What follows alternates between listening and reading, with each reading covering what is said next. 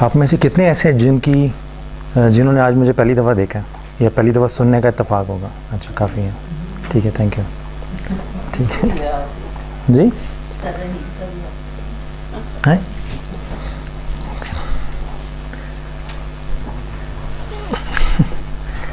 अच्छा, मैं अपना तारुफ थोड़ा सा करवा दूँ मुख्तसर सा।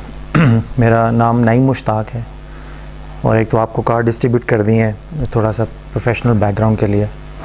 आप में से जो डिटेल से मेरे मुतालिक जानना चाहें वो यूट्यूब पे चले जाएं और वहाँ पे आपको 250 से ज़्यादा फुल लेंथ ट्रेनिंग वीडियोस मिल जाएंगी।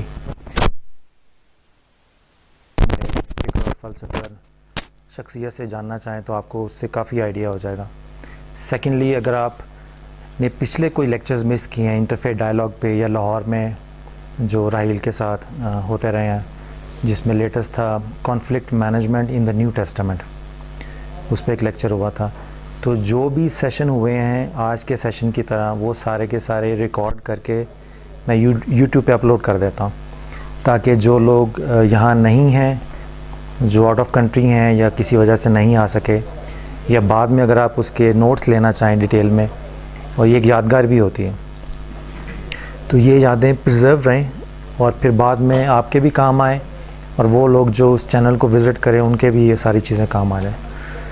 तो एक तो वहाँ से आपको काफ़ी लिटरेचर मिल जाएगा। मैं पैदाइशी मुसलमान हूँ और मैं उन मुसलमानों में से हूँ जिनको पैदाइशी तौर पर अपने मुसलमान होने पर फ़ख्र महसूस होता है। आजकल एक रवाज भी है कि इंटरफेथ डायलॉग के नाम पे अगर कोई क्रिश्चियन है तो वो क्रिश्चियन होने से ज़्यादा अपने आप को इंसान होने को प्रेफर करेगा, और अगर कोई मुसलमान है तो वो अपनी मुसलमानी को थोड़ा सा साइड पे रख के तो अपने इंसान होने को ज़्यादा प्रमोट करेगा। जैसे कि ये रिक्वायरमेंट है कि इंटरफेथ डायलॉग में आप बहैसियत इंसान शामिल हों।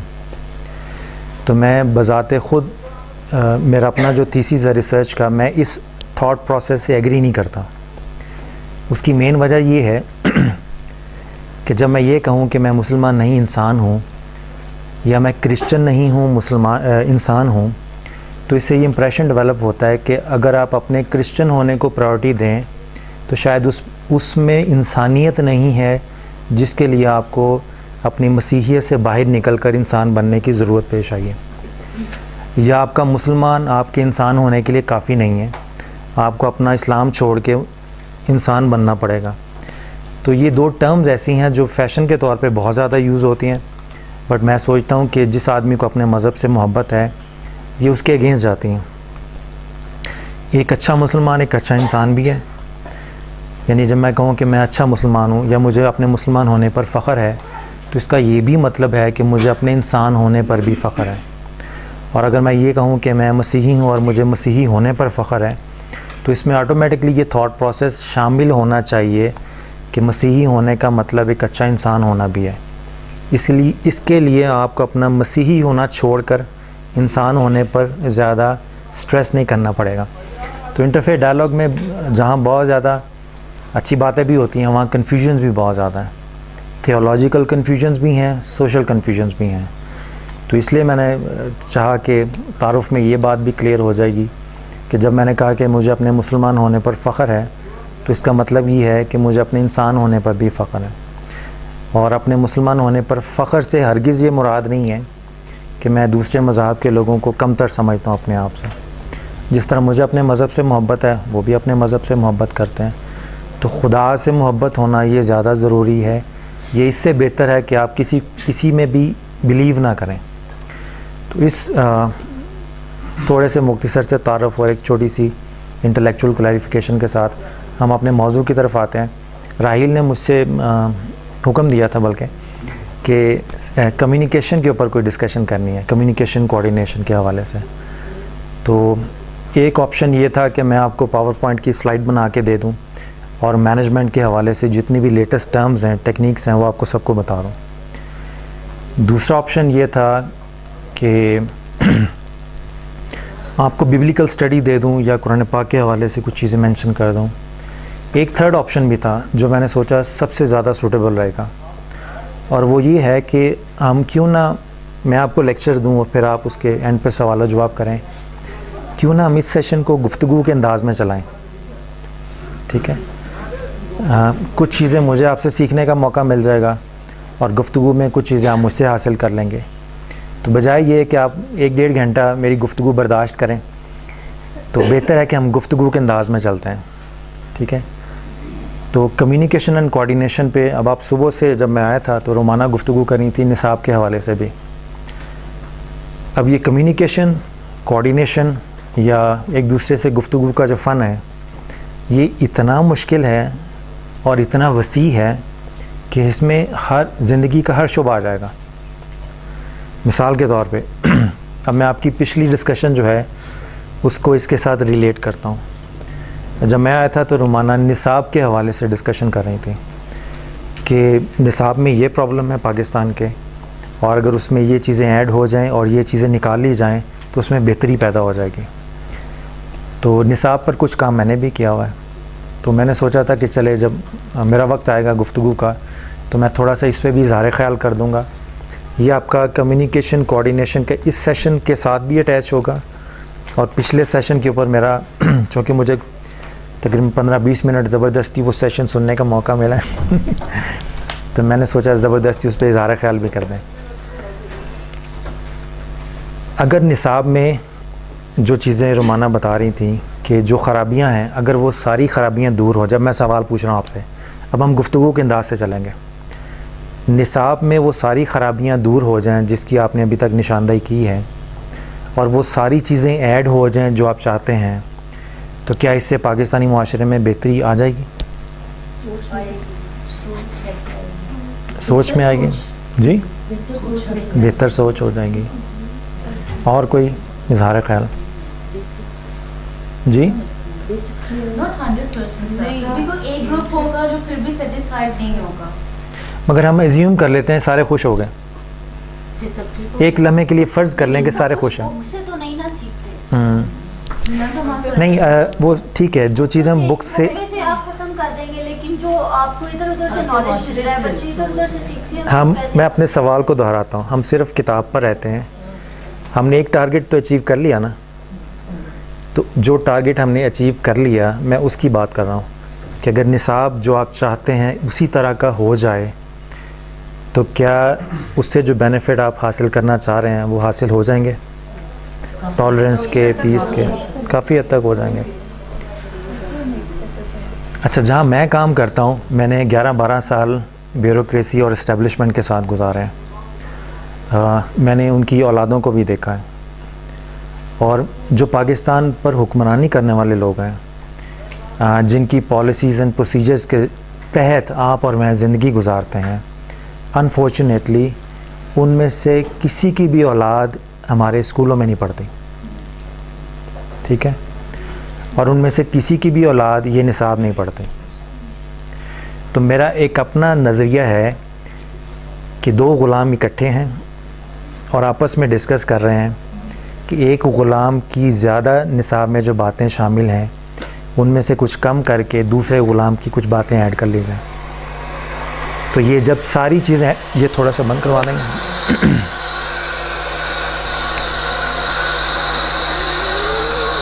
तो ये सारी चीज़ें अगर ठीक भी हो जाएं तो निसाब की हैसियत ग़ुलामाना सी है ये बंद हो जाए तो देखना।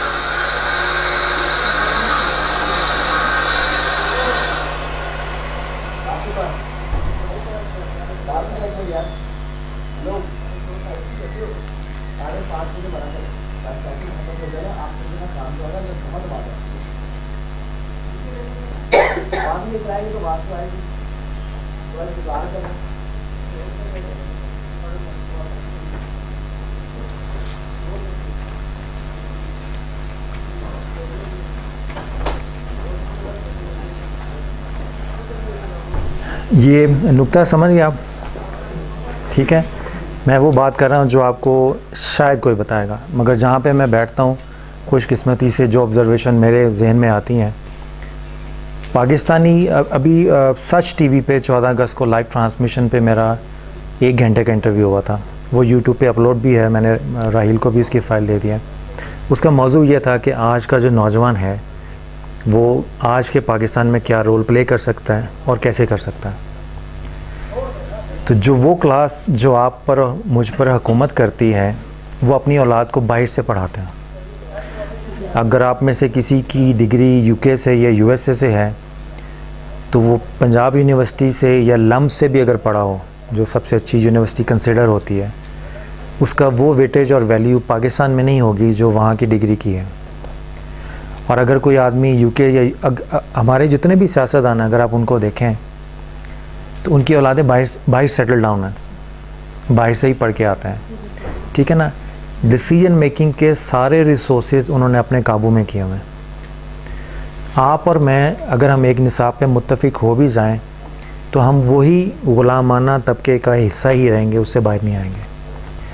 तो आपका हमारा प्रॉब्लम यह है कि हम मजहबी इंतहा पसंदी ख़त्म करें, नफ़रत को ख़त्म करें। वो ख़त्म हो भी जाए तो मार्केट में सर्वाइव करने के लिए लीडरशिप और मैनेजमेंट के पॉइंट ऑफ व्यू से जो स्किल्स रिक्वायर्ड होती हैं, वो आपके निसाब का हिस्सा नहीं है। वो अपने बच्चों को जहाँ से पढ़ाते हैं, जब आप यूरोप की किसी यूनिवर्सिटी में जाएं, यूके या यूएसए में, तो असल तालीम से पहले 5-6 महीने वो आपको how to read a book के ऊपर डिस्कशन करते हैं, हाउ टू टेक नोट्स, आपने नोट्स कैसे बनाने हैं, आपकी लर्निंग स्किल्स को इम्प्रूव करते हैं, ताकि इस कोर्स से निकलने के बाद जब आप क्लास में बैठे हों तो ज़्यादा बेहतर तरीके से आप अपने उस्ताद से इक्तसाब फैज़ कर सकें। पाकिस्तान की किसी भी यूनिवर्सिटी में ये चीज़ नहीं पढ़ाता है, ठीक है। तो आप और अगर हम एक निसाब पे मुत्तफिक हो भी जाएं, तो वो आपका और मेरा समझौता होगा, उससे हम इस काबिल नहीं हो जाएंगे कि हम उस ब्यूरोक्रेट के बच्चे के शाना बशाना खड़े हो जाएं, जो बाहर से पढ़ के आया, जो अंग्रेज़ी अच्छी बोल लेता है, उसका लिबास अच्छा है, टाई अच्छे तरीके से पहन लेता है। वो बच्चा आके जब कौमी असम्बली में या ब्यूरोक्रेसी में जाएगा, तो वहाँ पे माइंडसेट ये है कि ये चूँकि बाहर से पढ़ के आया, इसलिए इसको ज़्यादा तमीज़ होगी। ये बाहर से पढ़ के आया, इसलिए इसको पाकिस्तान के मसाइल की ज़्यादा बेहतर तरीके से समझ होगी। आप देखें, जितने भी बड़े सियासतदान हैं या जितने भी बड़े ब्यूरोक्रेट्स हैं, उनकी औलादें ही आगे उनका जानशीनी पे हैं। अगर कोई मजहबी तबका है, ख्वाह वो क्रिश्चियन साइड से है या मुस्लिम साइड से, बाप के बाद बच्चे ने खिलाफत की सीट संभाली हुई है। कारकुनों में उससे 1000 गुना भी कोई काबिल क्यों ना हो, बेटे का नेमुल बदल नहीं हो सकता, ठीक है। यही हालत आपको चर्च में भी नज़र आएगी, एग्जैक्टली यही सिचुएशन आपको पाकिस्तान के सियासतदानों में नज़र आएगी। इधर नवाज शरीफ हैं, उनकी औलाद है, उन्होंने संभाल लिया पार्टी की क़यादत। उधर बिलावल भुट्टो हैं, उन्होंने संभाल लिया है। आप और मैं नारे लगाने वालों में से हैं, ठीक है ना। तो हमारी किस्मत में कोई ख़ास फ़र्क नहीं पड़ना अगर निसाब चेंज भी हो गया।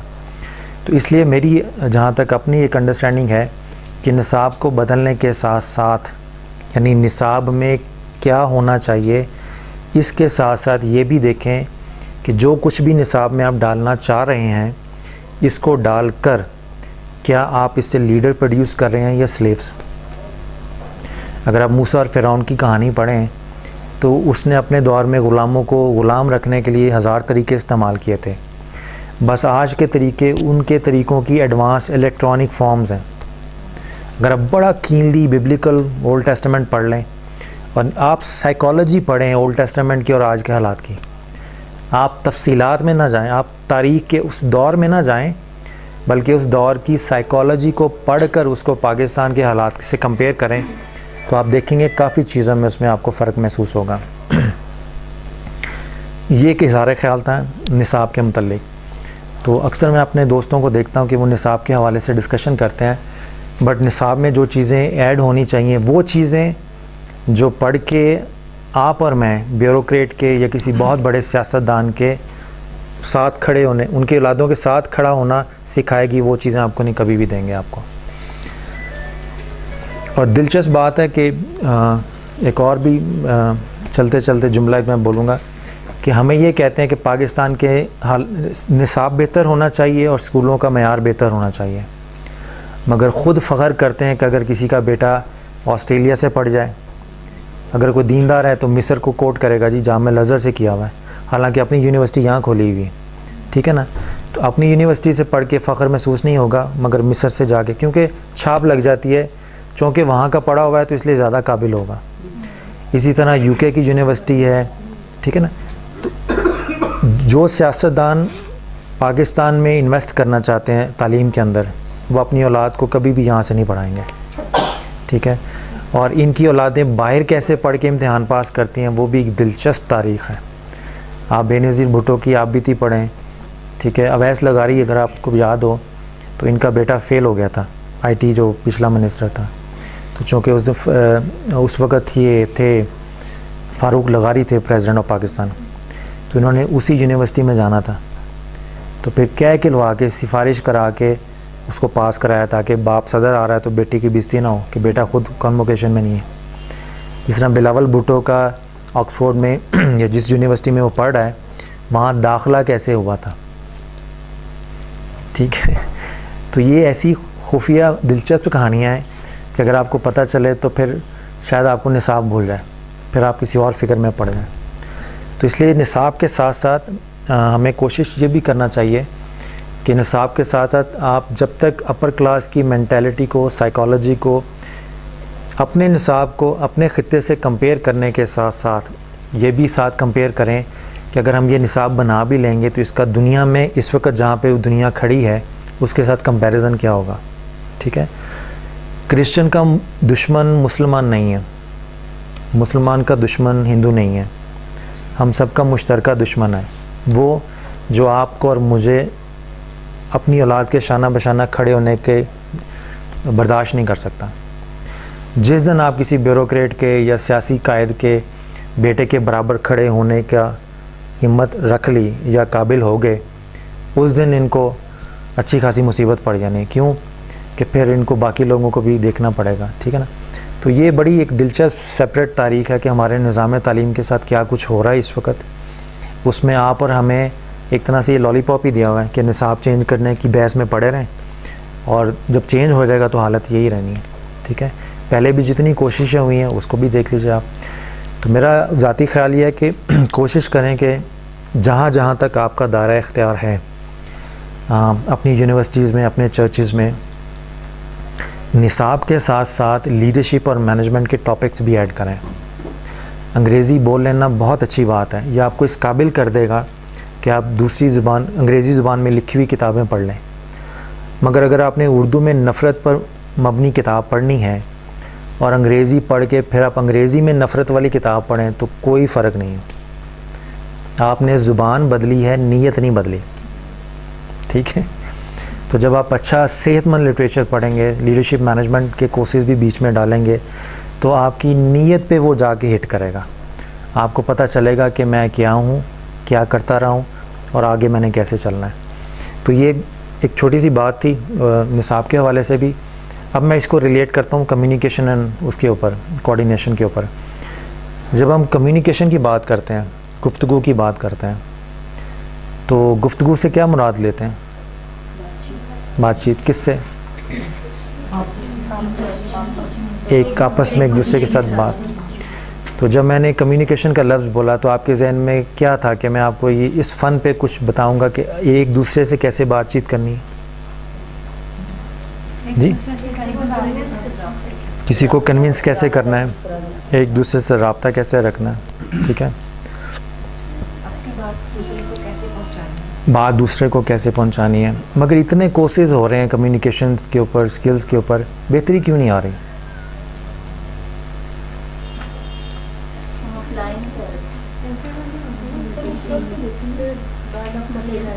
डायलॉग करके रहते। मेरा जहाँ तक ख्याल है कि हमने कम्युनिकेशन के ऊपर जब सीखना शुरू किया कि कम्युनिकेशन कैसे करें, सबसे बड़ी गलती ये कर बैठे कि हमने ये सोच लिया कि कम्युनिकेशन का मतलब ये है कि एक दूसरे से गुफ्तगू कैसे करें। ये स्टेप 2 है। स्टेप 1 क्या होगा? अपनी बात को सुनना, किसी बात को दूसरे तक, अपनी बात को दूसरे तक पहुंचाना। स्टेप 1 क्या होगा? Behaviour, listening. Sir, there are two types of communication, verbal and non-verbal. Non-verbal, ये दोनों दूसरों से ही होती है ना। But like to start the communication, first you have to listen. Listen. अच्छा, स्टेप 1 क्या होगा? उर्दू में इसको बोलेंगे खुद कलामी। जब तक आपको अपनी ज़ात के साथ गुफ्तगू करने का फ़न नहीं आएगा, आप दूसरों के साथ गुफ्तगू करना भी नहीं सीखेंगे। हम सुबह और शाम दूसरों से गुफ्तगू करके उनको अपनी बात समझाना चाह रहे होते हैं, वो बात जो हमने ख़ुद से नहीं की होती और ख़ुद से नहीं समझी होती। तो जिस पे हम खुद कॉन्सेप्चुअली क्लियर नहीं है, हम दूसरों से तवक्को रखते हैं कि वो हमारी बात को समझेंगे। तो टिप नंबर 1 या टोटका नंबर 1 वो ये है कि कम्युनिकेशन से मुराद ये है कि पहले इंसान अपनी ज़ात से बात करना सीखे। ठीक है, जब आपको सेल्फ एनालिसिस और अपनी ज़ात से बात करना क्या होता है, सेल्फ एनालिसिस है आपका। ठीक है, अब दूसरा सवाल ये है कि अपनी ज़ात से बात कैसे करेंगे, क्या क्या बात करेंगे अपनी ज़ात से। ठीक है, अपने आप को जांचना, अपने आप को जांचना, अपने आप को जांचना। छोटा सा, जिन्होंने पहले सेशन अटेंड नहीं किया और जिन्होंने किया उनके लिए थोड़ी सी रेपिटेशन हो जाएगी। पहले हम ये देख लेते हैं कि मैं क्या हूँ, यानी अपने आप से बात करना। तो ये अपना आप क्या चीज़ है, इसको पहले डिफ़ाइन कर लेते हैं। ठीक है, जब आप मुझे देखते हैं तो नई मुश्ताक की एक शख्सियत है, राहील की एक शख्सियत है, आपके इर्द गिर्द दोस्त अहबाब हैं, बहनें हैं, भाई हैं, उनकी एक शख्सियत है। तो ये शख्सियत क्या होती है, ये चीज़ ज़हन में रखिएगा कि शख्सियत ख़ुद कलामी से ही बनती है। आप अपनी ज़ात से जो बात करते रहेंगे वही बन के आगे आएंगे और दूसरे भी आपको उसी तरह पहचानेंगे। शख्सियत होती क्या है, कैसे डिफ़ाइन करेंगे। जिन्होंने ये सेशन पहले अटेंड किया हुआ है वो नहीं बोलें, जिन्होंने नहीं किया हुआ उनसे मैं गुजारिश करूँगा कि वो अपना इनपुट दें। शख्सियत को कैसे डिफ़ाइन करेंगे, आपको छोटा सा हिंट दे देता हूँ ताकि फिर हम आगे डिस्कशन को लेके चलें। मेरी शख्सियत है, ठीक है, मेरे कुछ अमाल अच्छे हैं, कुछ अमाल मेरे कमज़ोर हैं। आप मेरी तबीयत में देखेंगे कि ज़्यादा अमाल मेरे अच्छे हैं तादाद में और कुछ कमज़ोर हैं, तो वो अगर कम है तो अच्छे अमाल मेरी तबीयत के अगर तादाद में ज़्यादा हैं तो इम्प्रेशन अच्छा ही डेवलप होगा ना। तो आप कहेंगे मेरी तबीयत और शख्सियत अच्छी है। अगर किसी के खुदा न खास्ता बुरे अमाल तादाद में ज़्यादा हैं तो आप उसकी शख्सियत को बुरा डिक्लेयर करेंगे। तो अगर दूसरे लफ्ज़ों में मैं ये कहूँ कि अमाल के मजमूए का नाम शख्सियत है, जैसे अमाल वैसी ही शख्सियत डिक्लेयर हो जाएगी। तो अगर आप इसको नोट बनाना चाहें तो यूँ लिखें कि अमाल का लफ्ज़ लिख लें, ऊपर होगा शख्सियत, फिर नीचे एरो की शक्ल, उसके बाद अमाल। अब हम आते हैं, अमाल का दारोमदार किस पर है? आसान सवाल है। अच्छा, ये कहते हैं ना अमाल का दारोमदार नीयत पर था, ये मुस्लिम आंसर है या क्रिश्चियन? मुस्लिम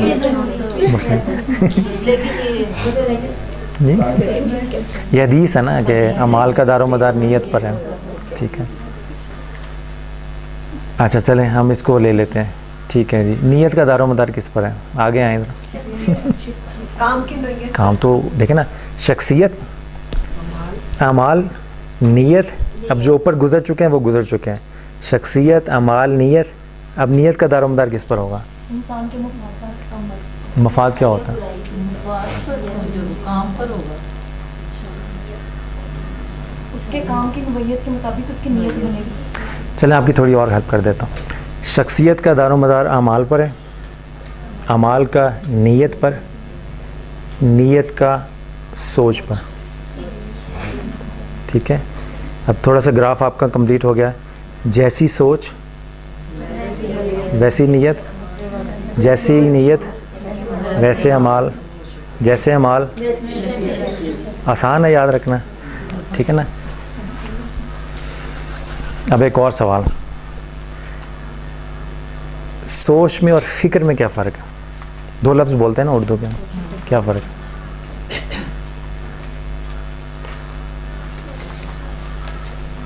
सोच नेगेटिव भी हो सकती है, पॉजिटिव भी हो सकती है। फिक्र नेगेटिव भी हो सकती है, पॉजिटिव भी।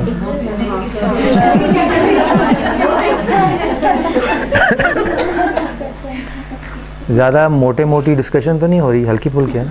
फिक्र में और सोच में ये फ़र्क हो सकता है कि सोच वो होती है जो हम सोचते हैं, लेकिन फिक्र वो है हम अपनी सोच पे गौर करते हैं। अच्छा, ये वो फिक्र परेशानी वाली नहीं है। एक फ़िक्र होती है ना, मुझे फ़िक्र लग गई, नहीं, वो परेशानी वाली फ़िक्र नहीं है। सोच में और फिक्र में, अच्छा, अगर आपने सोचने में और फिक्र में फ़र्क कायम रखना है तो इसका एक और आसान तरीका है। नहीं नहीं, अच्छा, अब हम सोचने में और फिक्र करने में क्या फ़र्क है, इसको साइड पर रख देते हैं, ठीक है ना। इससे भी आसान सवाल है, सोचना क्या है। ये जो छोटे छोटे सवाल पूछ रहा हूँ ना, ये आगे चल के ज़िंदगी में हज़ार जगह पे आपके कई मसले मसाइल, इंटेलेक्चुअल जब क्लैरिटी हो जाए ना, तो इंसान अपने फ़ैसले ख़ुद करने के काबिल हो जाता है। तो ये इस तरह की डिस्कशन है कि है तो कम्युनिकेशन के ऊपर, मगर इसके वसीले से मैं कई और ऐसी चीज़ें भी आपको साथ साथ दे रहा हूँ जो ज़िंदगी में कई और सब्जेक्ट पे आपकी रहनुमाई करेंगे। सोचना क्या होता है, डिफ़ाइन करें थिंकिंग को। What is thinking? किसी बात पर गौर व फिक्र करना। गौर व फिक्र क्या होता है? जांच पड़ताल, अच्छाई और बुराई का क्या चीज़ मेरे हक़ में बेहतर है, क्या चीज़ मेरे खिलाफ जाती है। अगर इनकी मैं कहूँ बातों को मज़ीद आप अपने लफ्ज़ों में बयान करें, जिनको आवाज़ आई वो बयान करें। इन्होंने कहा है कि जांचना पड़ताल करना, क्या हक़ में बेहतर है क्या नहीं है। सोचना क्या होता है? कौन कौन सोचता है? सारे सोचते हैं। सोच जो है वो नेचुरल है, नेचुरल है। जिस पे हम ज़्यादा टेंशन देते हैं वो फिक्र। ज़्यादा टेंशन, वो तो परेशानी वाली होती है ना। परेशानी में इंसान फिर इंटेलेक्चुअल डिस्कवरी तो नहीं करता ना कोई। सोच हमारे माहौल के मुताबिक हम चल रहे होते हैं। अगर आप कभी आराम से आंखें बंद करके जिस मसले पे सोच रहे हों तो इनकी बात ठीक है। सोचना क्या होता है, मिसाल के तौर पे अब राहील ने कहा, जब मैंने कॉन्फ्लिक्ट मैनेजमेंट पे न्यू टेस्टामेंट पे दिया था लेक्चर, तो अब मेरे पास, मैं आपको मिसाल से समझा रहा हूँ। मेरे पास न्यू टेस्टामेंट है, ठीक है। अब मैंने ये डिसाइड किया कि मैंने 4 गॉस्पल से देना है लेक्चर, या लेटर्स भी इसमें शामिल करने हैं। तो मैंने डिसाइड किया कि मैंने पूरे न्यू टेस्टामेंट को ज़हन में रख के तो अपना लेक्चर डिज़ाइन करूँगा। फिर मैंने सोचा कि मैंने कॉन्फ्लिक्ट मैनेजमेंट के कौन से एरियाज़ को कवर करना है लेक्चर्स में और कौन से एरियाज़ को नहीं करना, ठीक है ना। एक तो ये मिसाल है। दूसरी मिसाल इससे भी आसान है। अगर आपको कोई केस है, अगर जैसे टीचर हैं, कोई झगड़ा हो गया, 2 पार्टियां आपके पास आ गई हैं, इन्होंने भी अपना केस प्रेजेंट किया, आपने भी अपना केस प्रेजेंट किया, तो आपके दलाइल भी हैं मेरे पास, आपके दलाइल भी हैं। तो मैंने दोनों साइड्स के दलाइल को कंपेयर किया और कंपैरिजन के बाद मैंने ये देखा कि किसके ज़्यादा मजबूत दलाइल हैं, किसके कमज़ोर हैं, किसके दलाइल को मैं छोड़ दूँगा, किसके दलाइल को मैं एक्सेप्ट कर लूँगा। और उसके बाद मैंने दोनों तरफ के दलाइल को कंपेयर करके, एनालाइज़ करके, इवेलुएट करके एक कंक्लूजन निकाला, ठीक है। अब मैं आपको सोचने की डेफिनेशन वो बता रहा हूँ जो आप 1000 अंग्रेज़ी की किताबें पढ़ लें, पहुँचेंगे इधर ही आप, ठीक है ना। यानी मैं वो डेफिनेशन बता रहा हूँ जो बग़ैर किताब पढ़े भी अगर आप मेरी बातों पे गौर करें तो इसी नुक्ते पे पहुँचेंगे। सोच विचार, जो इसका जो प्रोसेस है, ये सवालों जवाब की नशिस्त है आपके जहन में। बस जब आप किसी मौजू पर सवालों जवाब में मसरूफ़ होते हैं जहन के अंदर, तो सवालों जवाब की ये जो मीटिंग हो रही है आप अपनी ज़ात से कर रहे हैं मौजू के ऊपर, इसको सोचना बोलते हैं। और जब आप सवालों जवाब की नशिस्त से किसी नतीजे पर पहुंचते हैं तो उस नतीजे को फ़िक्र बोलते हैं। इसलिए सोचता हर कोई है, मुफक्किर हर कोई नहीं। आप भी सोचते हैं, मैं भी सोचता हूँ, मगर सोच विचार करके किसी फ़ैसले पर पहुँचने की सलाहियत हर एक में नहीं होती। इसलिए अब बाज़ औक़ात आप अपने बुज़ुर्गों से बात करते हैं, उन्होंने इसी प्रोसेस से गुज़र के तजर्बे से हासिल किया होता है कभी अदालत में चले जाते हैं, कभी लॉयर में चले जाते हैं, कभी किसी सीनियर से बात कर लेते हैं, पेरेंट्स से बात कर लेते हैं। अब आपको समझ आए कि सोचना सवाल और जवाब की नशिस्त है आपके जहन में, और सवाल और जवाब की नशिस्त है जब आप किसी नतीजे पे पहुंचते हैं तो उसको फ़िक्र बोलते हैं। अब आप अपना ग्राफ कैसे ठीक करेंगे? शख्सियत का दारोमदार अमाल पर है, अमाल का नीयत पर है, नीयत का किस पे है? सोच पे, सोच पे, फ़िक्र पे होगा। क्योंकि देखें ना, जब सोच विचार से आप किसी नतीजे पर पहुँचे हैं और उस नतीजे पर अमल करने की नीयत की है, तो नीयत तो किसी नतीजे पे होगी ना। अभी सोच विचार में तो आप किसी नतीजे पे नहीं पहुँचे, तो नीयत किस चीज़ की करेंगे आप? तो आपका ये होगा ग्राफ कि शख्सियत का दारोमदार अमाल पर है, अमाल का नीयत पर, नीयत का फ़िक्र पर, फ़िक्र का सोच पर। ठीक है, नेक्स्ट क्वेश्चन, सोच का किस पे है? किस पे? सोच का दारोमदार किस पर है?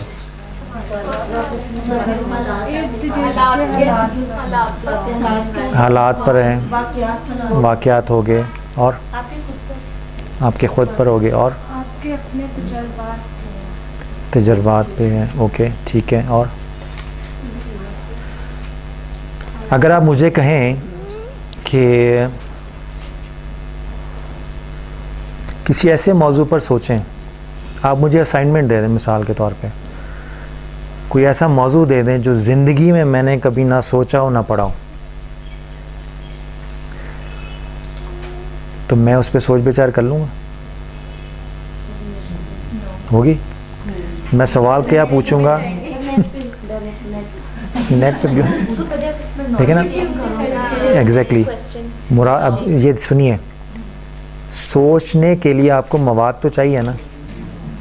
आपको क्या पता हो कि मैंने सवाल क्या पूछना है? सवाल पूछने के लिए भी आपको नॉलेज चाहिए। तो सोच का दारोमदार नॉलेज पे होगा। आपको किसी चीज़ का नॉलेज होगा तो उस पर सोचेंगे ना।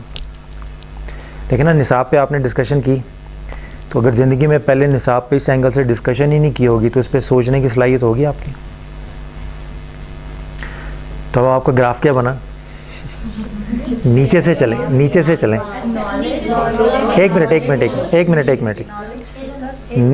अब मैं दूसरे तरीके से इसको बताऊं, नीचे से चलते हैं। जितना इल्म उतनी सोच, जितनी सोच वैसी नीयत। अब मैं वो बीच में से फ़िक्र को निकाल रहा हूँ कि वो बड़ा सिर्फ आपको समझाने के लिए है, मगर अगर किसी को बयान करनी हो, बाज़ का अगर वो बदतमीज़ी करे तो हम ये भी तो कहते हैं ना कि भाई तुम्हारी जितनी सोच या जितना नॉलेज है तुमने उतनी बात की। अगर बेहतर इल्म होता, अच्छी सोच होती तो ये बात ना करते। ठीक है ना? जैसे वो मिजाह के ड्रामों में कह देते हैं ना कि अगर तुम मैट्रिक से ज़्यादा पढ़ जाते तो फौत हो जाता तुम्हारी फैमिली में। तो बाज़ का ये मिजाह में जुमले भी बोल जाते हैं बाहर। तो मुराद ये है कि जितना इल्म, आपकी सोच का दारोमदार आपके इल्म पर होगा। वो बात मैंने शुरू में कही ना, आपकी सोच का दारोमदार आपके निसाब पर होगा। तो जैसा निसाब, अब अगर आप इसको दूसरे तरीके से रिपीट करना चाहें, जैसा निसाब इल्मी है ना, जैसा निसाब वैसी सोच, जैसी सोच वैसी शख्सियत। लेकिन ना, वो तो मैंने आपको समझाने के लिए बता दिया ना। अगर आप ग्राफ में चलना चाहें तो ये देखें, जैसा इल्म वैसी सोच, जैसी सोच वैसी फ़िक्र, जैसी फ़िक्र वैसी नीयत, जैसी नीयत वैसे अमाल, जैसे अमाल वैसी शख्सियत। ठीक है ना? और ये ग्राफ ऐसा है कि इसको कोई जुटला नहीं सकेगा, क्योंकि कोई ना कोई आप बीच में से जो लिंक है आपका, ये जो टेबल मैंने आपको बना के दिया है, इसमें से कोई चीज़ आप डिलीट नहीं कर सकते। कभी आपने देखा है कि आदमी बहुत पढ़ा लिखा है, बहुत ज़्यादा, यूके से पढ़ के आया, मगर है बदतमीज़। कभी नहीं, अक्सर ही देखे। अक्सर अगर हम अपने ग्राफ पे जाएं कि जैसा इल्म, आप ये भी देख लीजिए, किसी ऐसे आदमी को देखें जो दीनी इल्म रखता हो, खा वो चर्च का पादरी है या मस्जिद का मौलवी, उससे ज़्यादा उसको तो बेहतर इखलाक का नहीं पता होगा ना, उससे ज़्यादा बेहतर, क्योंकि उसका सब्जेक्ट ही यही है, मगर हैं बदतमीज़, बादम आलमी है, ठीक है ना। तो इस ग्राफ के मुताबिक तो वो फिट नहीं बैठता है, क्योंकि हमारे ग्राफ के मुताबिक तो जैसा इल्म वैसी सोच होनी चाहिए, जैसी सोच है वैसी नीयत होनी चाहिए, वैसे अमाल होने चाहिए। तो इल्म तो है उनके पास, सोच विचार भी करते हैं, मगर अमल वैसा नहीं है। तो क्या चीज़ इस ग्राफ में मिसिंग है? ईमान। चले, ईमान भी एक तरह से इल्म का हिस्सा होता है, नीयत, माहौल। ये जवाब सवाल मैंने इसलिए पूछा है। अच्छा ये बताइए, इस पूरे ग्राफ में गड़बड़ कहाँ पे हुई है जहाँ पे उसका अमल उसके इल्म के मुताबिक नहीं है? वो लिमिटेड हो गई। नहीं, इस सोच में गड़बड़ हुई है। क्या चीज़ गड़बड़ हुई है सोच में? क्या चीज़ मिसिंग है? जो इल्म, जो जहाँ पे इल्म नाकाम रह गया, सोच में क्या खराबी रह गई जी? सोच एक हद तक महदूद हो, उसकी नॉलेज नहीं पूरी, उसका दायरा ख्याल बड़ा नहीं, नॉलेज नहीं प्रॉपर, वसअत नहीं आई मन की। मगर सोच में क्या चीज़ खाली रहेगी जहाँ पे इल्म असर नहीं कर सका? सर उसकी इंटेंशन, उसकी नीयत, नीयत।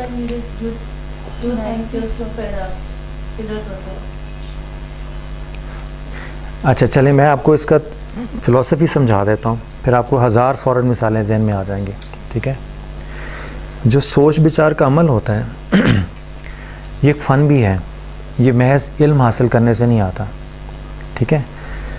जब आप कंपैरिजन कर रहे हैं हम दो मुख्तलिफ थॉट्स का, तो कंपैरिजन, अगर आप ऐसे बुज़ुर्गों को देखें जो गांव में हैं या चर्च में हैं, जो कभी स्कूल नहीं गए, मगर आप अगर उनके डिसीजंस देखें तो उनके डिसीजन से माशरे में, घर में, मोहल्ले में, हर जगह अमन आता है। तो जो हम पढ़ लिख के नहीं अचीव कर पा रहे, वो बगैर पढ़े लिखे अचीव कर रहे हैं, ऐसा है या नहीं है? तजर्बा है बेसिकली। मगर अगर आप यही देखें तो एक्सपेरिमेंटल नॉलेज है उनके पास, जो हमारे थ्योरेटिकल नॉलेज के सामने खड़ा नहीं हो रहा, ठीक है ना। हमारा जो बुकिश नॉलेज है, हमने उसमें एक्सपीरियंस ऐड नहीं किया। तो चूँकि एक्सपीरियंस ऐड नहीं किया, अब उनके पास एक ख़ास बात क्या है कि उनको ये पता है कि जब हम सोच को कंपेयर कर रहे हैं तो हमने कंपैरिजन किस बुनियाद पर करना है। यानी यूँ कह लीजिए आप इसको कि जब हम दलाइल को एनालाइज़ कर रहे होंगे कि ये हमने बात लेनी है, इस बात को हमने छोड़ देना है, तो क्यों छोड़ना है? हमारे पास तो थ्योरेटिकल नॉलेज होगा ना, मगर उनके पास एक्सपेरिमेंटल नॉलेज होगा कि इस बात को अगर मैं छोड़ दूंगा, बेशक ये अच्छी बात भी है, तो इस बात को छोड़कर अगर इससे कम अच्छी बात को अडॉप्ट कर लूँगा तो इससे दूसरी पार्टी की ग्रीवेंसेस ज़रा कम हो जाएंगे और इससे पीस और नेगोशिएशंस जो हैं वो बेहतर हो जाएंगे, ठीक है।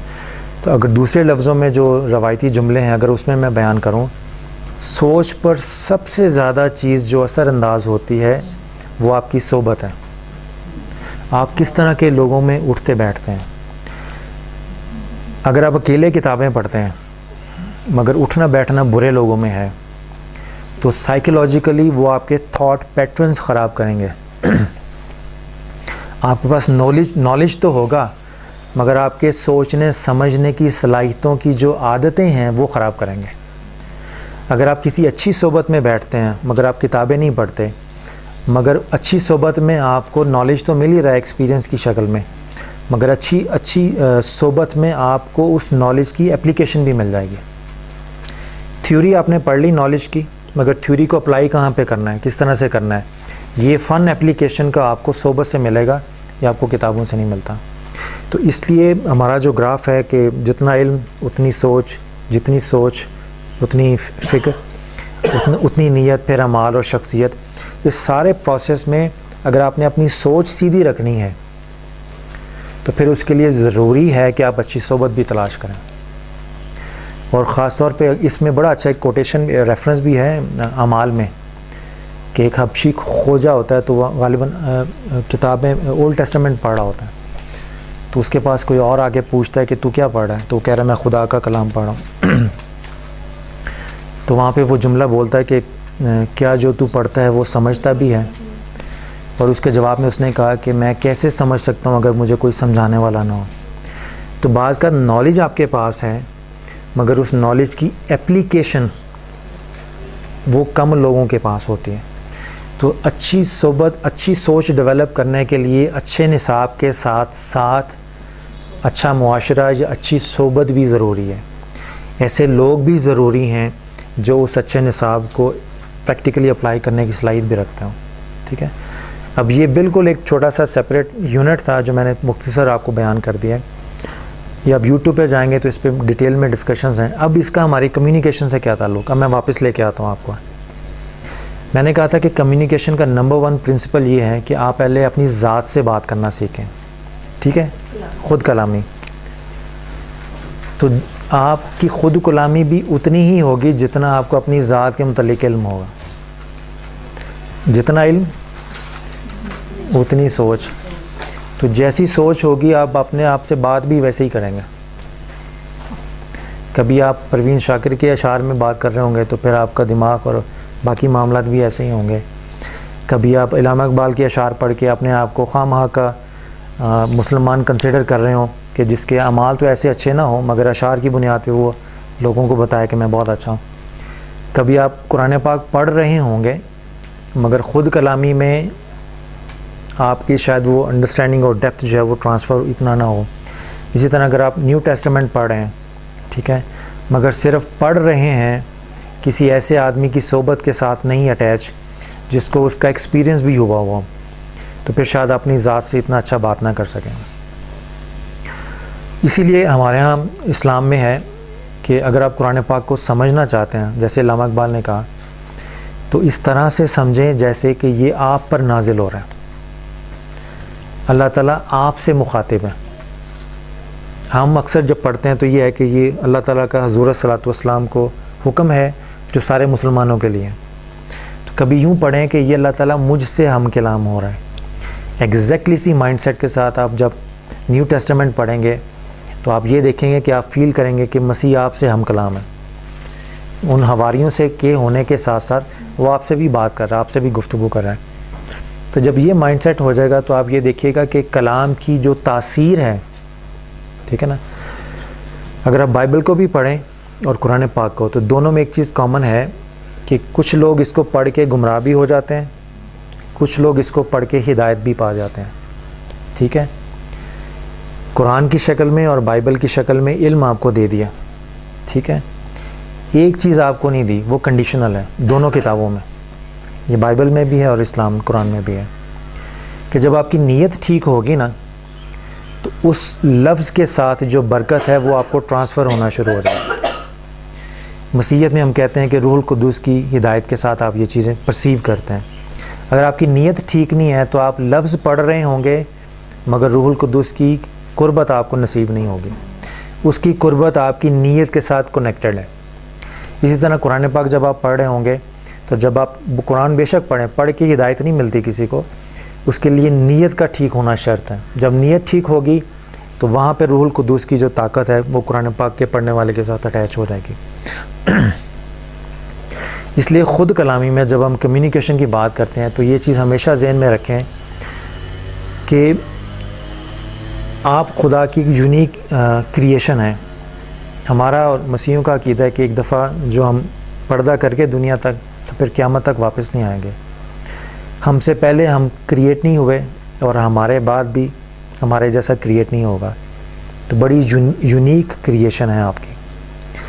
इसलिए अक्सर जो दीनी जमातें हैं या लीडरशिप और मैनेजमेंट में हैं, इसमें अपनी ज़ात से बात करने के अलावा हर फ़न सिखाया जाता है कि आप दूसरे से कैसे बात करें, किस तरह करें। तो जब आप अपनी ज़ात से बात करने का फ़न सीखेंगे तो सबसे पहले क्या करेंगे, हिंदुओं में आजकल जो न्यू एज मूवमेंट चली है मगरिब में भी, उसमें सबसे इम्पॉर्टेंट चीज़, अगर आप क्रिश्चियन मिस्टिसिज्म में जाएं और सूफीज़म में जाएं तो नंबर 1 लेसन ये है मेडिटेशन का। अगर आपने ख़ुद कलामी सीखनी है, और ख़ुद कलामी में होता ये है कि आंखें बंद करके अपनी ज़ात से कलाम नहीं करना, आंखें बंद करके अंदर से पूछना है कि उसकी तलब क्या है, अंदर से जवाब क्या आ रहा है, अंदर से सवाल क्या आ रहे हैं।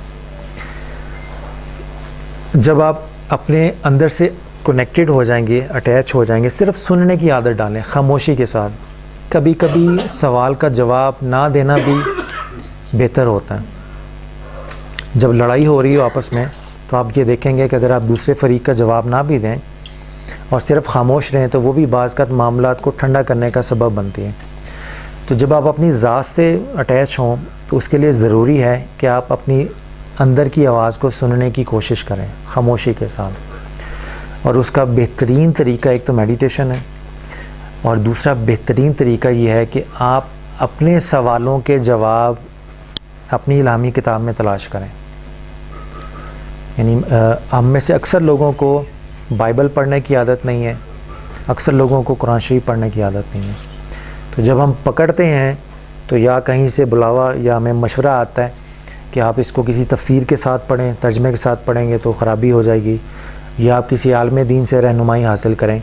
ये सारी बातें अपनी जगह ठीक हैं अपने अपने स्टेजेस के ऊपर, बट मेरी रिकमेंडेशन ये है कि अगर आपने ख़ुद कलामी सीखनी है तो उसकी नंबर 1 प्रायोरिटी ये है कि आप बाइबल को डायरेक्टली अपने हाथों से अपनी आँखों से खामोशी के साथ उसको पढ़ने की आदत डालें।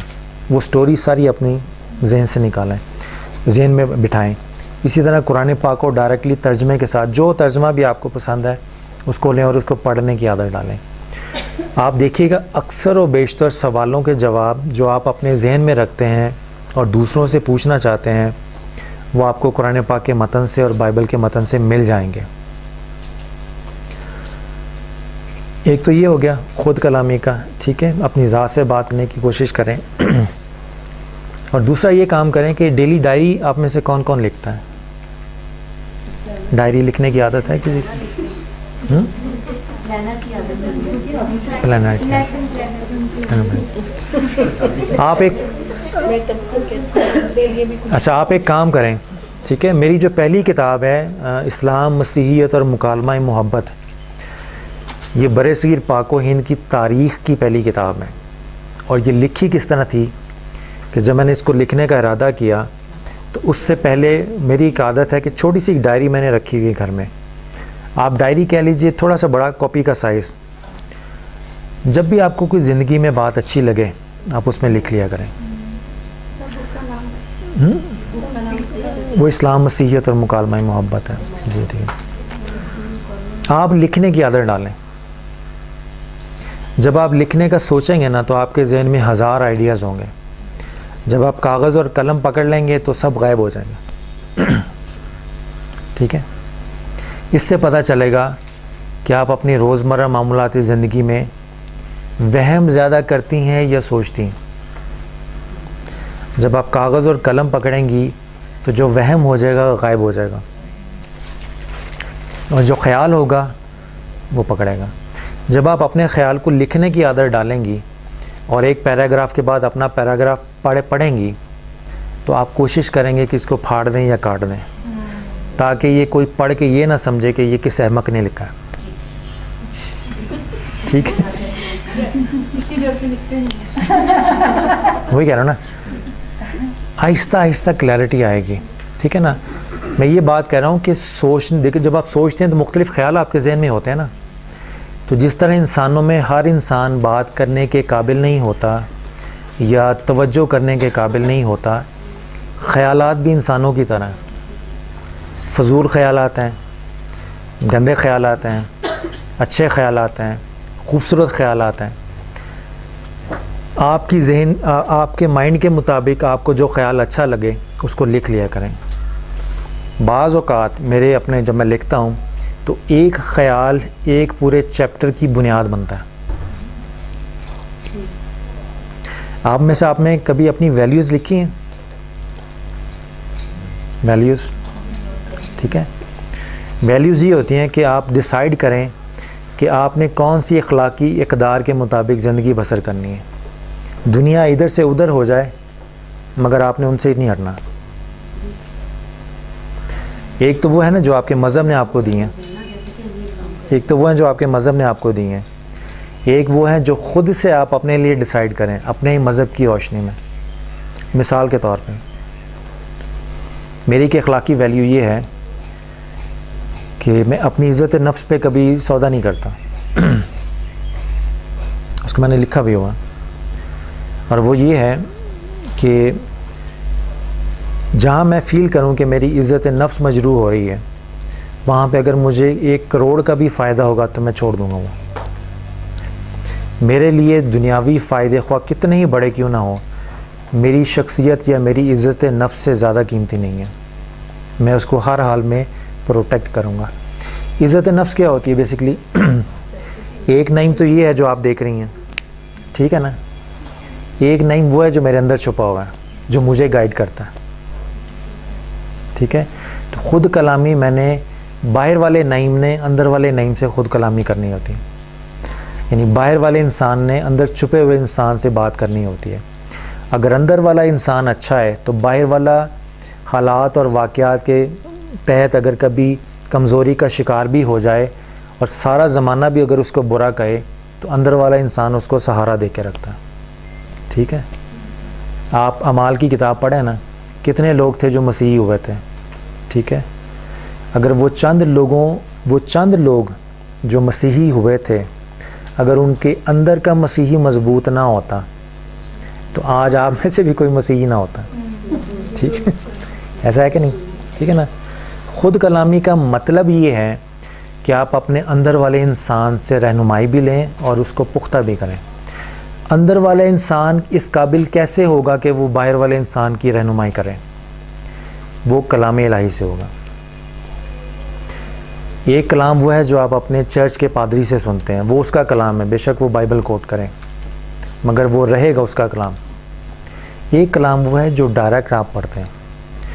लेकिन अब जब आप चर्च से सुन रहे हैं किसी पादरी का कलाम या मस्जिद से किसी मौलवी का कलाम, this is how I think, ये मैं जिस तरह सोचता हूँ मैं वो बयान कर रहा हूँ।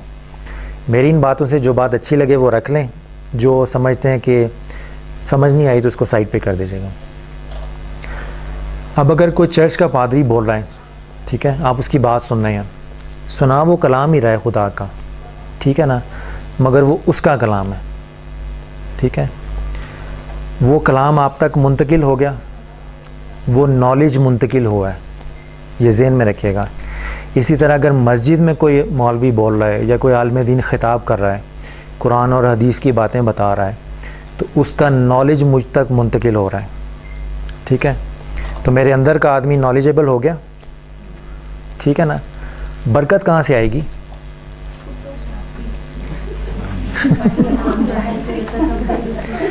जब आप डायरेक्ट देखें ना, हमारे यहाँ मुसलमानों में तिलावत कलाम पाक का अलहदा से सवाब है। तो अगर मैं किसी मस्जिद के मौलवी से 1.5 घंटे का इस्लाम पर लेक्चर सुन लूँ तो वो तिलावत का नेमुल बदल तो नहीं है ना। तो इसका मतलब है तिलावत में कुछ है तो उसमें कुछ सवाब रखा हुआ है ना।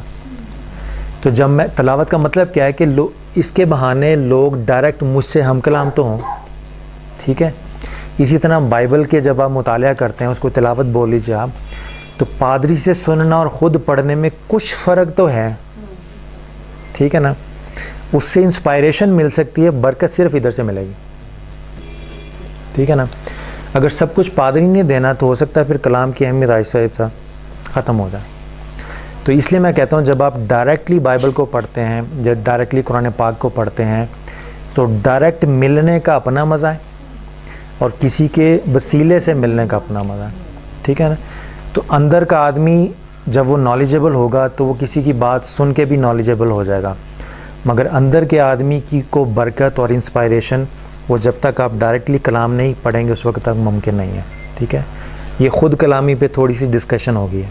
अब हम इसको यहाँ एंड करते हैं ताकि आगे भी चलें। अब हम आते हैं एक दूसरे से गुफ्तगू के ऊपर। ये इतनी काफ़ी है ख़ुद कलामी पे, ठीक है ना। वरना फिर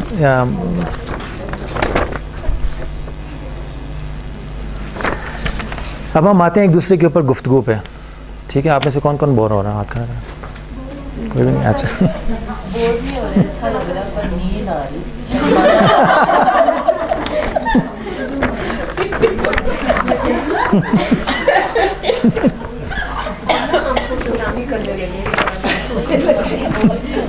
इसमें मेरा कसूर नहीं है, खाने का है।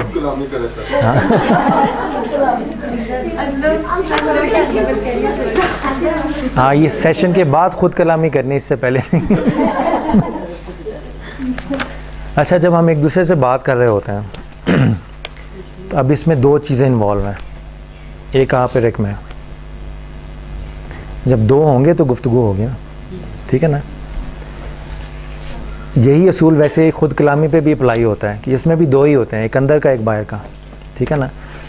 अब हम आपके बाहर से और अपने बाहर से बात कर रहे हैं, ठीक है ना।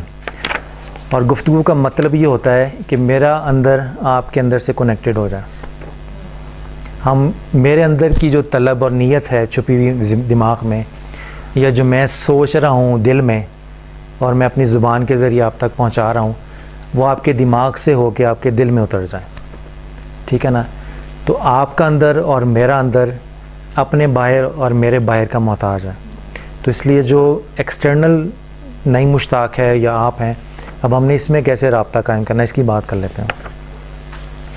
पहली बात तो ये है कि जब मैं बोल रहा हूँ, ठीक है ना, तो मैं जिस मौजू पर बोलना चाह रहा हूँ उसके लिए ज़रूरी है कि उस मौजू पे मुझे पता हो कि मैंने बोलना क्या, ठीक है ना।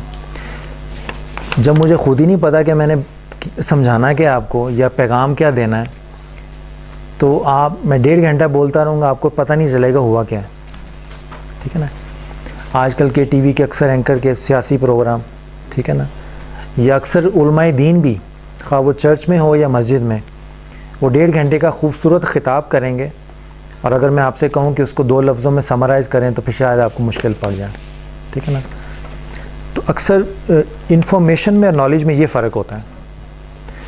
बाज़ लोग बहुत ज़्यादा इन्फॉर्म्ड होंगे मगर वो नॉलेजेबल नहीं होंगे। नॉलेजेबल होने का मतलब ये है कि आपको मुख्तलिफ़ मौज़ूआत पर या जिस मौजू पर भी नॉलेजेबल हैं उस पर कॉन्सेप्चुअल क्लैरिटी हो। दलाइल का याद रखना ये इंफॉर्मेशन है, ठीक है ना। आपको इस मौजू पर कहाँ से किताब मिल सकती है, ये इंफॉर्मेशन है। मगर सारी इंफॉर्मेशन इकट्ठी कर लें और उसका निचोड़ निकाल लें किसी मौजू का, तो वो निचोड़ आपका नॉलेज हो जाएगा। ऑर्गेनाइज्ड नॉलेज जब इंफॉर्मेशन जब स्कैटर्ड हो तो वो इंफॉर्मेशन है, मगर वो इंफॉर्मेशन को एक ख़ास तरतीब में परो के एक ख़ास नतीजे तक पहुंचा देना, ये जब इंफॉर्मेशन ऑर्गेनाइज्ड इंफॉर्मेशन में बदलती है तो ये नॉलेज बन जाता है, ठीक है ना। तो पहली इसकी ये है कि जिस मौजू पे भी गुफ्तगू करना चाह रहे हैं आप, या जिस मौजू पर भी किसी दूसरे से बात करना चाह रहे हैं, जो बात करना चाह रहे हैं उसका आपको भी अच्छी तरह अंदाज़ा हो कि है क्या। दूसरी बात सबसे इम्पोर्टेंट, लफ्ज़ों का इंतखाब, ठीक है। आपने कोई बात कह दी और मुझे ऐसे लगा कि आप शायद नाराज़ हैं या आपकी नीयत लड़ाई वाली है, ठीक है, और मैं फ़ौरन चुकन्ना हो गया और मैंने ख़ुद से ही परसीव कर लिया कि आपकी नीयत भी ख़राब है। हालांकि आपकी नीयत ख़राब नहीं थी, आपकी नीयत अच्छी थी, जो बात दिल में थी उसके इजहार के लिए लफ्ज़ गलत का इंतखाब कर लिया, ठीक है। इस सेंस में देखें, अगर बाइबल के जो 4 गॉस्पल्स के हैं, Matthew, mark, look and John, ठीक है ना, अगर वो लफ्ज़ों के इंतखाब में थोड़ी सी बेहतियाती बरतते तो इन्हीं लफ्ज़ों के इंतखाब पर ही आपकी थियोलॉजी और आपका ईमान बुनियाद है, ठीक है। इसी तरह कुरान पाक का भी है, बाइबल मुकद्दस की, ठीक है। तो हमारे यहाँ तो है कि हर आयत हज़ूर सल्लल्लाहु अलैहि वसल्लम ने ख़ुद तरतीब से रख दी, यानी अभी मैं लफ्ज़ों के इंतखाब की बात कर रहा हूँ, फिर आगे जुमलों की तरतीब पे भी बात आएगी, तो एक ही बात होती है। तो आप अपनी वोकेबलरी भी थोड़ी सी इम्प्रूव करें, ठीक है। आप देखें कि किस जज्बे के इजहार के लिए कौन सा लफ्ज़ मुनासिब है। एक रवायती जुमले होते हैं और एक ख़ास जुमले होते हैं। तो आप ये देखें कि अगर ये जुमला बोलने से अगर गलत फहमी पैदा हो सकती है तो बेहतर होगा मैं इसकी जगह कोई दूसरा अच्छा लफ्ज़ इस्तेमाल कर लूँ। इसकी बेशुमार मिसालें हैं। फिर आवाज़ का उतार चढ़ाव, अभी मैं सिर्फ ये बता रहा हूँ कि अगर मैं गुफ्तगू करना चाह रहा हूँ तो मुझ पे क्या ज़िम्मेदारी आयद होगी। आवाज़ का उतार चढ़ाव, अगर आप किसी को आई लव यू बोलें, मिसाल के तौर पर बेटा माँ को बोलता है या माँ बेटी को बोलती है आई लव यू, मगर आवाज़ हो ऐसी हो जैसे डांट रही है, तो उस आई लव यू का क्या मतलब लेगा कोई, ठीक है। ख़त्म। यानी आवाज़ के उतार चढ़ाव से ये होगा कि आई लव यू मैंने बोल तो दिया है मगर इसका मेरा वो मतलब नहीं है। मैं इतनी अगर एक आदमी अब थोड़ा सा आपकी नींद ख़त्म करने के लिए, एक आदमी अपनी राहिल अपनी बेगम के साथ रेस्टोरेंट में है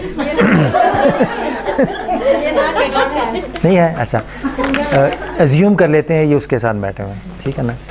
अब बेगम इनकी इधर हैं तो अब ठीक है ना, मिसाल के तौर पे अब राहिल उनके साथ बैठे हुए हैं मगर मुंह इधर करके कहते हैं आई लव यू, ठीक है।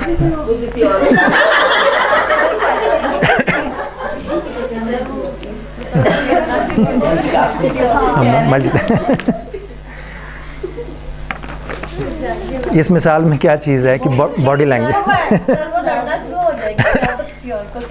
ठीक है ना। तो मुराद ये है कि जब आप किसी से गुफ्तगू कर रहे हों तो आप अपनी बॉडी लैंग्वेज से, आवाज़ के उतार चढ़ाव से उसकी तरफ पूरी तरफ मतवज्जो हों ताकि उसको ये एहसास हो कि ये मुझसे वाकई बात करना चाह रहे हैं। देखिए ना, जब मिज़ाह हो, लतीफ़ा सुनाना हो तो आप किसी भी तरफ मुंह करके लतीफ़ा सुना दें, 2-3 दोस्तों के साथ हैं तो वो पूरा मजमा हंस पड़ेगा। मगर जब आप किसी के साथ संजीदा गुफ्तगू करें तो उसकी तरफ पूरी तरह मुखातिब होते हैं, आवाज़ का उतार चढ़ाव लफ्ज़ों के साथ साथ फिर अपना पूरा बॉडी लैंग्वेज उसकी तरफ मूव कर देते हैं ताकि उसको एहसास हो कि ये मुझसे कुछ कहने लगा, ठीक है ना। तो जब आप गुफ्तगू करते हैं तो आपका बॉडी पोस्चर, बॉडी लैंग्वेज और आपका आवाज़ का उतार चढ़ाव, ये सारी चीज़ें मिल के आपके लफ्ज़ों में जान डालती हैं। अगर किसी ने देखना हो कि आप, नीयत तो दिमाग में होती है ना, ठीक है ना, और लफ्ज़ों से अदा होनी है, मगर लफ्ज़ों के साथ जब आवाज़ और बॉडी लैंग्वेज दोनों शामिल हो जाएंगी तो आवाज़ का उतार चढ़ाव और बॉडी लैंग्वेज ये आपकी नीयत को रिप्रेजेंट कर रही हैं, ठीक है ना। तो लफ्ज़ों के इंतखाब में भी थोड़ा सा देखना होता है। और चौथी चीज़, जब मैं आपसे मुखातिब हूँ, इमेजिन करें अगर मैं आपको 1.5 घंटे का लेक्चर दे रहा हूँ, दरमियान में कोई सवाल जवाब की इजाज़त नहीं है, घंटे के बाद फिर आपको 30 मिनट के बाद आपको इजाज़त होगी आप सवाल करें। अगर ये फॉर्मेट होता तो आप ज़्यादा वो फॉर्मेट इंजॉय करती हैं या ये कर रही हैं जो अभी इस वक्त है? ये बेहतर है या वो वाला बेहतर है? ये बेहतर है। इसका फ़ायदा क्या है? मुझे क्या फ़ायदा है? मुझे क्या फ़ायदा है? नहीं, मैं रिलैक्स हूँ, मगर मुझे टेक्निकली क्या फ़ायदा है?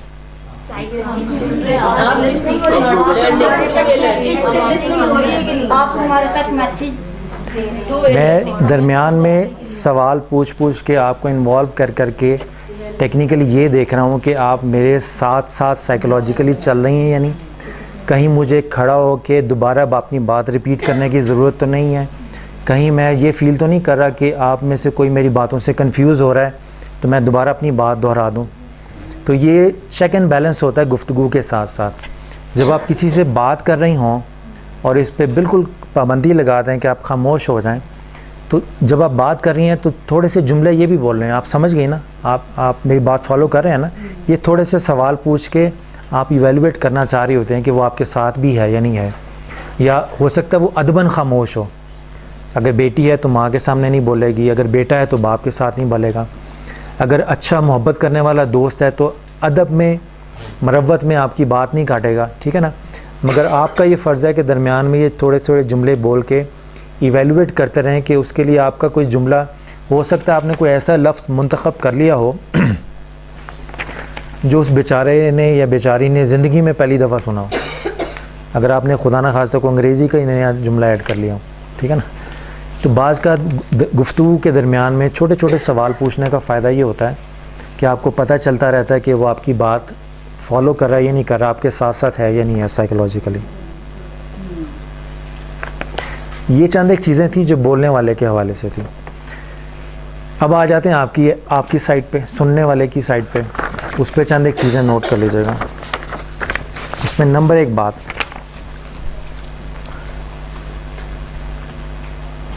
कि पूरी तवज्जो से बात सुने, ठीक है।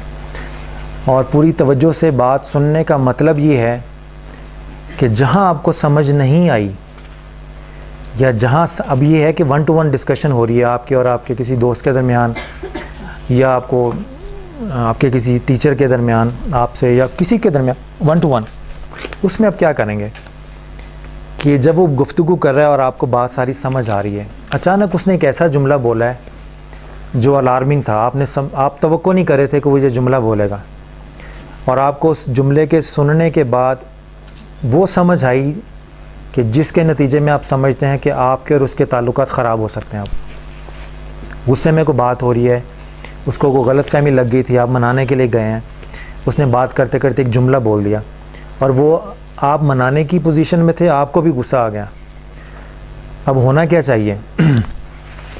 उसको उधर ही रोक दें और हम उससे कहें कि अभी आपने ये जुमला एक बोला है, मुझे इससे ये समझ आई है, क्या आप भी ऐसे ही कह रहे हैं?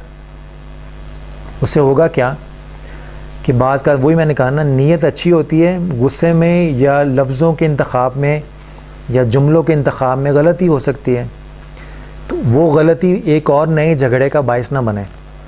तो आप जब उधर ही रोक के उससे पूछेंगे कि अब वो हो सकता है आदमी गुस्से में बोल रहा हो, तो बात का उसको ख़ुद भी नहीं पता होता कि कौन से जुमले बोल रहा है।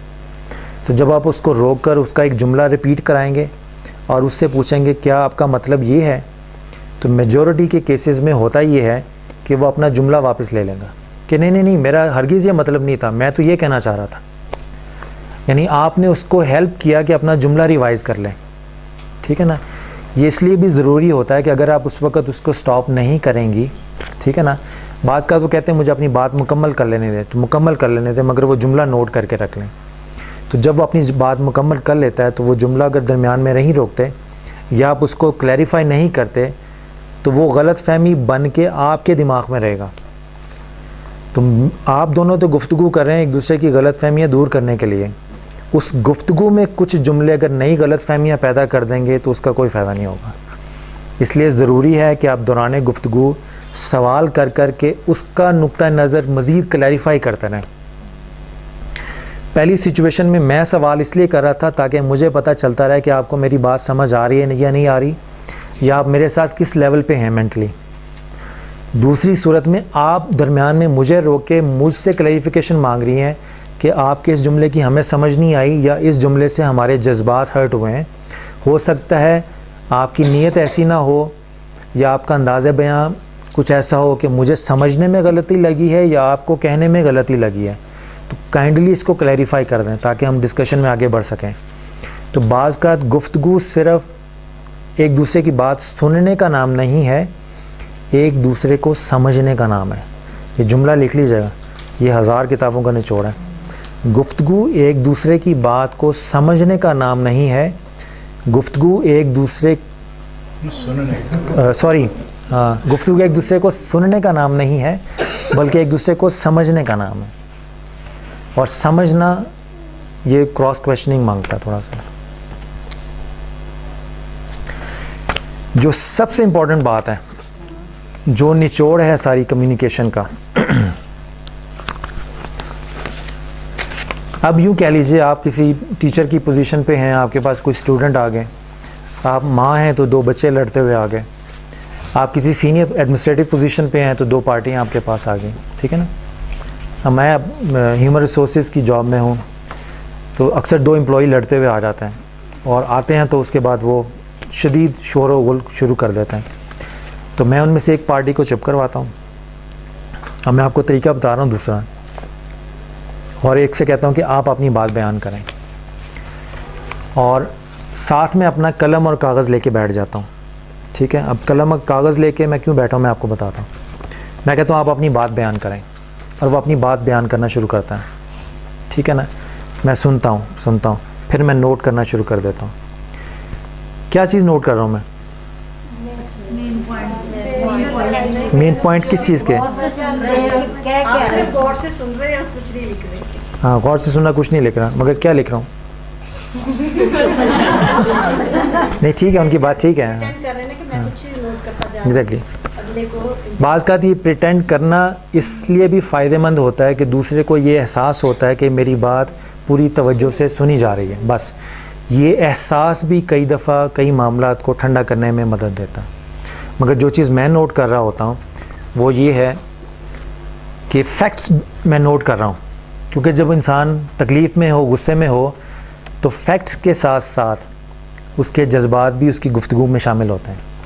तो मैं जब गुफ्तगू सुन रहा होता हूँ तो उसके जज्बात और उसकी फैक्ट्स वाक़े के, मैं सिर्फ वाक़े की तफसील नोट कर रहा होता हूँ और उसकी तरतीब बनाने की कोशिश कर रहा हूँ कि बात चली कहाँ से और कैसे चली, बस। अब उसमें जज्बात किसके हर्ट हुए हैं, किसके नहीं हर्ट हुए, किस जुमले का क्या असर हुआ है, क्या असर हुआ, इसमें बिल्कुल नहीं पड़ता। उसमें होता क्या है कि अक्सर इस तरह की बातों में मिसाल के तौर पे ये आप केस इस सेंस में भी अप्लाई कर सकते हैं कि आपकी किसी दोस्त के साथ गलतफहमी हो गई या नाराज़गी होगी, आप उसके घर उसको मनाने चले गए हैं, या किसी तीसरे दोस्त ने आपकी मीटिंग अरेंज कर दी कि आप आपस में बैठ के बात कर लें। तो जब आप उसकी बात सुन रहे होंगे तो आप गौर से देखिएगा अपने इर्द गिर्द जब इस तरह के केसेस होंगे कि फैक्ट्स बताने के साथ साथ वो फीलिंग्स भी बता रहा होगा कि इसको ये करना नहीं चाहिए था, इसने मेरा इत्मीनान ख़राब कर दिया, इसने मेरा बेड़ा गर्क कर दिया, ये कर दिया। ये जुमले जज्बात की तर्जुमानी करते हैं, मगर इसका इस हकीकत से कोई ताल्लुक़ नहीं है कि ये वाक़या कब पेश आया, किस वक़्त पेश आया, पहले किसने क्या बात की, उसके बाद इसने क्या जवाब दिया। वाक़यात की तरतीब जहन में रखें और आप ये देखेंगे जब आप वाक़यात की तरतीब बनाते हैं ना, नोट करते हैं, तो उसमें देखेंगे कई बाज़ का सलूशन भी उसी में होता है। किसी एक पार्टी ने गलत बयानी की होती है या किसी को गलत फहमी लगी है, जब आपके पास फैक्ट्स एंड फिगर्स आ जाएंगे ना, तो उसमें आपके लिए ये ज़्यादा आसान हो जाएगा कि आप फीलिंग्स को सेपरेट रख के प्योरली फैक्ट्स को देखेंगे कि फैक्ट्स की बुनियाद पर ये आदमी ठीक है या गलत, या ये बात ठीक है या गलत। अब आपके पास फैक्ट्स आ गए, ठीक है ना, अब आप क्या करेंगे, कैसे डिसाइड करेंगे कि इन फैक्ट्स की बुनियाद के ऊपर कौन ठीक है कौन गलत। सोच विचार करेंगे ना, तो आपके पास इस पार्टी के भी फैक्ट्स आए हैं, इस पार्टी के भी फैक्ट्स आए हैं, दोनों तरफ के पॉइंट ऑफ व्यूज़ आ गए।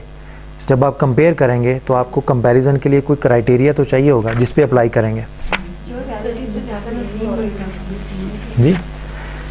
जिस मौजू, ये मैं आपको सिर्फ थ्योरीज दे रहा हूँ, जिस मौजू पर भी झगड़ा है, जिस मौजू पर भी कॉन्फ्लिक्ट है, उसके जो मयारात हैं, स्टैंडर्ड्स हैं। मिसाल के तौर पे अगर स्कूल में कोई झगड़ा हो गया तो वहाँ पे अप्लाई क्या करेंगे, रूल्स जो स्कूल्स के हैं। जब आप फैक्ट्स एंड फिगर्स खोल लेंगे तो वहाँ ये नहीं देखेंगे कि बाइबल मुकद्दस में क्या लिखा हुआ है या कुरान मजीद में क्या लिखा हुआ है, उसमें ये आप देखेंगे कि स्कूल्स के रूल्स एंड रेगुलेशन क्या हैं। तो स्कूल्स के रूल्स एंड रेगुलेशन की रोशनी में डिसाइड करेंगे आप। उसमें आप बिब्लिकल और कुरानिक एथिक्स को इस्तेमाल कर सकते हैं, माफ़ कर देना, सब्र तहम्मुल से काम लेना। जिस तरह अगर कोई गैर कानूनी हरकत कर दे पाकिस्तान में, तो किस बुनियाद पे जज डिसीजन लेगा, कवानीन पाकिस्तान की बुनियाद पे। तो आपको कोई ना कोई क्राइटेरिया तो चाहिए ना। तो जब आप किसी की बात सुन रहे हैं दोनों पार्टियों की, तो उसमें आप जब फैक्ट्स निकाल लेंगे, जज्बात को साइड पे रख के, तो उन फैक्ट्स की बुनियाद पे आपको ये अच्छी तरह पता चल जाएगा कि ये फैक्ट्स, इन फैक्ट्स पे कौन सा रूल और रेगुलेशन अप्लाई होता है।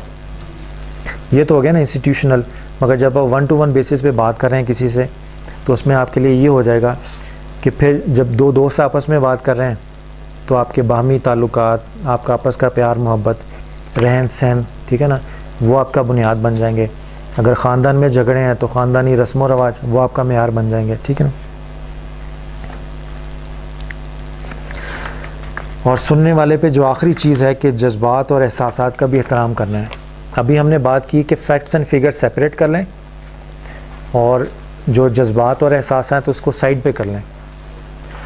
मगर जज्बात और एहसासात को साइड पे करने का हरगिज़ ये मतलब नहीं है कि आप इनको इग्नोर कर दें। एक्नॉलेज करें कि अगर आपकी जगह मैं होता तो मैं भी एग्जैक्टली यही फील करता, ठीक है ना। बाज़ औक़ात रूल्स एंड रेगुलेशन अप्लाई कर देने से मामलात ख़त्म नहीं होते। रूल्स एंड रेगुलेशन वहाँ पे अप्लाई होते हैं जहाँ पे कानूनी रिक्वायरमेंट हो। मगर रूल्स एंड रेगुलेशन अप्लाई करके आपने एक पार्टी को सज़ा दे दी, दूसरा फातेह हो गया, मगर काम तो उन्होंने एक ही जगह करना है ना। तो काम अगर एक ही जगह करना है तो उनके दरमियान दिल से नफ़रत निकल जाए, आपस का प्यार मोहब्बत इस्टेब्लिश हो जाए, उसके लिए ज़रूरी है कि आप उनकी सुलह सफाई भी करवाएं। और सुलह सफाई हमेशा मोहब्बत की बुनियाद पे होती है, कानून की बुनियाद पे नहीं। ये भी ज़हन में रखिएगा।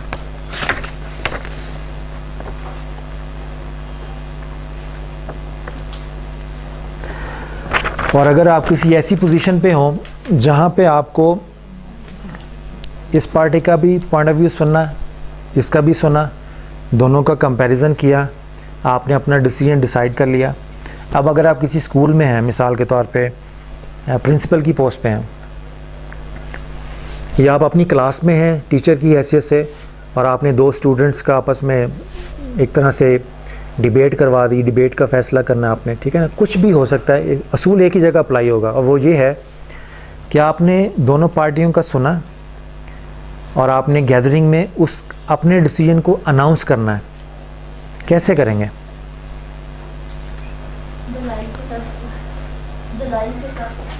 मसलन किसके दलाल बयान करेंगे? तो जो रियलिटी होगी, फैक्ट्स होगी, वो बयान करके आप बताएंगे कि आपने क्यों कर लिया।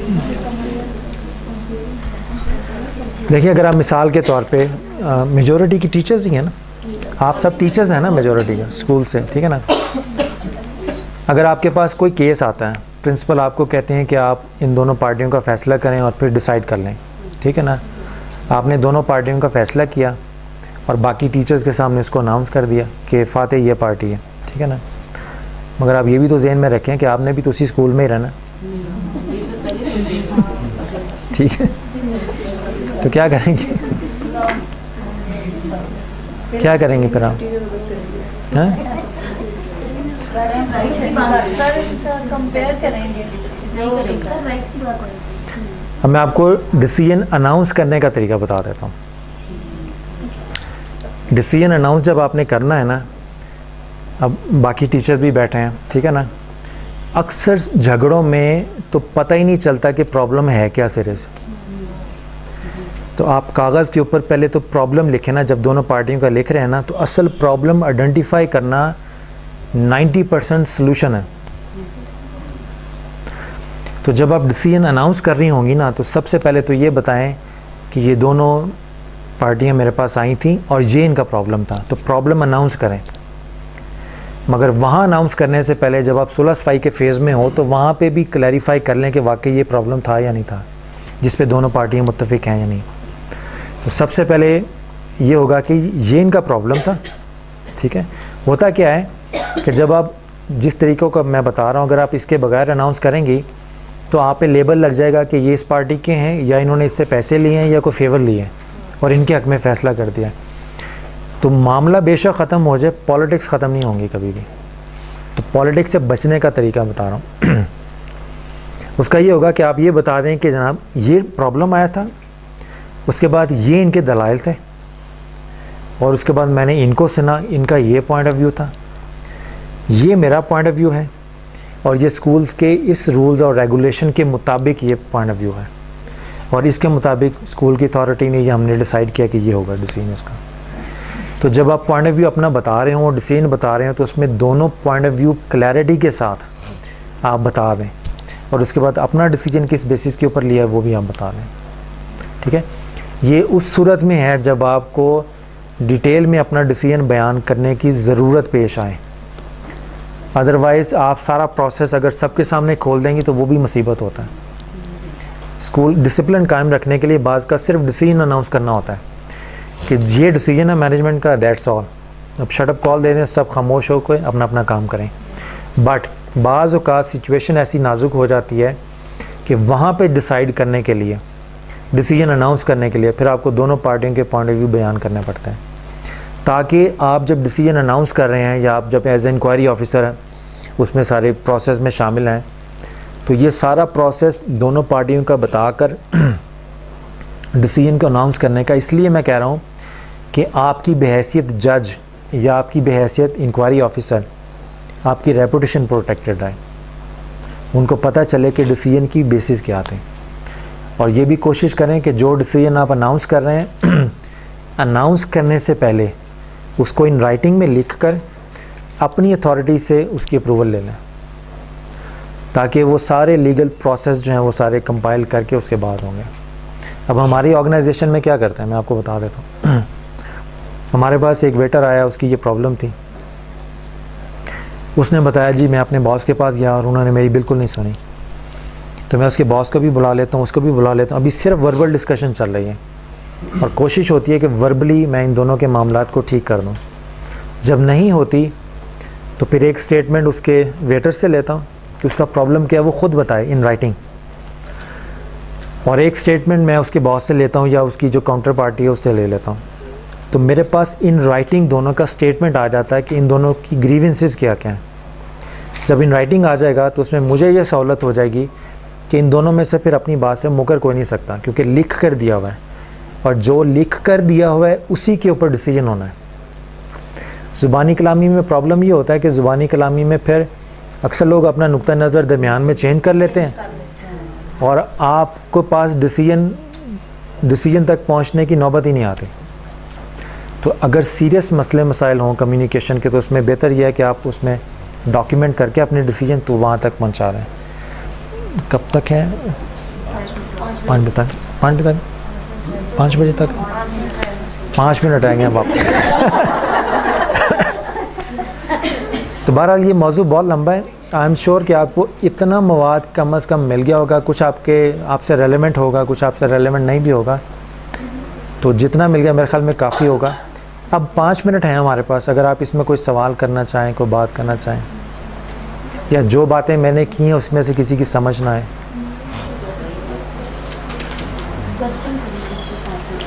क्वेश्चन की ज़रूरत है?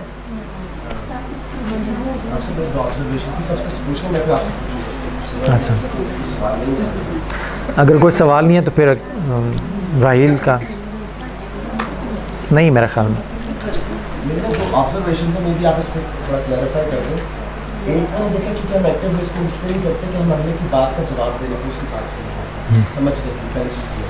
दूसरी चीज़ जो सीखने का अमल कई दफ़ा शुरू हो जाता है, हम शुरू में बात कर रहे थे, हम कॉन्सेप्ट से एग्जाम्पल के ऊपर फोकस कर रहे होते हैं। हम एग्जाम्पल को समझ लेते हैं तो कॉन्सेप्ट छोड़ देते हैं। तो how we can rectify that, इसके बारे में क्या कहना चाहिए? इनका सवाल समझ में आ गया आपको? रिपीट कर दे, मैं आहिस्ता बोलूँ। आप इधर आए ना, ज़रा ऊँची बोल। दो ऑब्जर्वेशंस थी, दो कमेंट्स थे मेरे। एक तो पहला ये था कि हम जो एक्टिव लिसनिंग इसलिए नहीं प्रैक्टिस कर पाते, सुनने की सलाहियत हमारी इसलिए कम होती है कि हम बात का जवाब देने के लिए बात सुनते हैं, उसको समझने के लिए नहीं सुनते थे।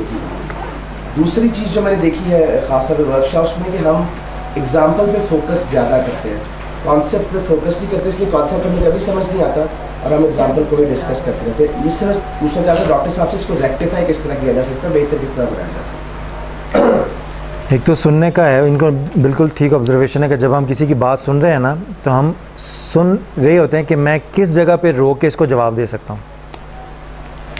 तो जब आप जवाब देने के माइंडसेट के साथ बात सुन रहे होंगे तो फिर आप उसकी बात समझने पर कम और अपने जवाब ढूंढने पर ज़्यादा होंगे फोकस।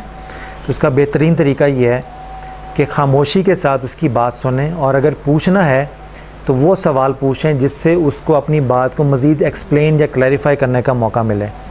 जिसकी मैंने एग्जांपल आपको दी कि आप रुक के पूछ लें उसके जुमले का मतलब, कि आपके जुमले का ये मतलब है, कि आप ये कहना चाह रहे हैं, ठीक है ना। इस तरह के सवाल जब आप पूछेंगे, बिल्कुल इसी तरह जैसे लॉयर होता है और अपने एविडेंस को उसने कटहरे में खड़ा किया होता है और उससे सवाल पूछ के अपना केस पुख्ता या उसकी बात समझना चाह रहा होता है, ठीक है। एक तो ये हो गया। दूसरा, कॉन्सेप्चुअल क्लैरिटी। बेसिकली जो एग्जांपल जितनी भी हैं, मिसालें जितनी भी होती हैं, ये किसी ना किसी तसव्वुर पे कायम होती हैं, ठीक है ना। तो जब आप कॉन्सेप्ट्स या तसव्वुर समझ लें तो आपको ये भी पता चल जाता है कि कौन सी मिसाल इससे रेलेवेंट है या नहीं, ठीक है। अब अगर आप मिसाल के तौर पे इसकी मिसाल दूँ, ट्रिनिटी का है तसलीस का, ठीक है ना। आप तसलीस के कॉन्सेप्ट को टच किए बगैर उसकी मिसालें पढ़ लें, कभी समझ में नहीं आएगा, ठीक है ना।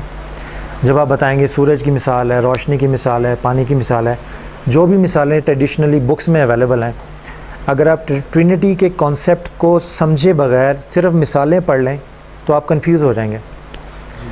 अगर आप कॉन्सेप्ट पढ़कर मिसालें समझेंगे तो हर मिसाल उसके साथ ऑटोमेटिकली फ़िट होती चली जाएगी, ठीक है।